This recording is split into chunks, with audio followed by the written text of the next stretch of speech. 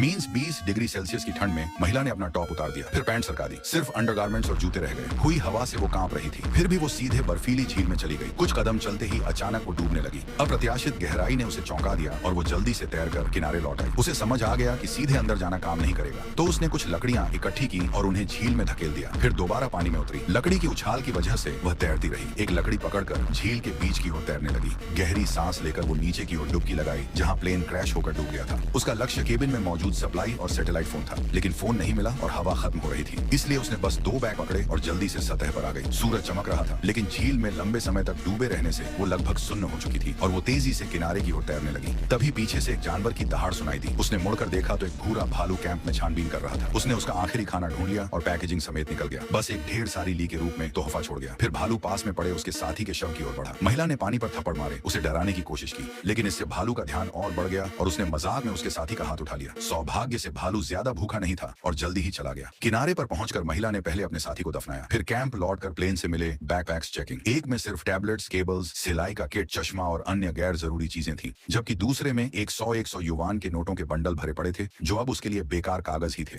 उसकी सबसे जरूरी जरूरतें पीने का पानी और खाना ढूंढा था। आसपास का पानी गंदा था और उसे उबालना पड़ा, इसलिए उसने कुछ नोटों को ढेर किया। चश्मे से सूरज की किरणें फोकस की। जब तक धुआं ना उठने लगा, सावधानी से अंगारों पर फूंक मारी, सूखी लकड़ियां डाली और आखिरकार आग जला ली। फिर उसने प्लेन के मलबेब का एक टुकड़ा लिया, पत्थर से उसे बर्तन का आकार दिया, उसमें झील का पानी भरा और उबलने का इंतजार किया। धातु ठंडी होने पर उसने उबला पानी बोतलों में डाला। इस तरह पीने के पानी की समस्या हल हो गई। इसके बाद उसने सिलाई किट से धागा निकाला, उसे एक छड़ी से बांधा, एक बालियों को हुक की तरह लगाया और झील में खड़े होकर इंतजार करने लगी। हैरानी की बात यह है कि एक मछली ने काट लिया, लेकिन नाजुक धागा तुरंत टूट गया। मजबूरन वो जंगल में अन्य खाने की तलाश में निकली। ज्यादा दूर नहीं गई तो उसे विभिन्न जंगली बैरों से भरी झाड़ियां मिली। उसने उन्हें रंग के हिसाब से अलगिया कुछ वापस लाई। एक तरह का छका और उत्सुकता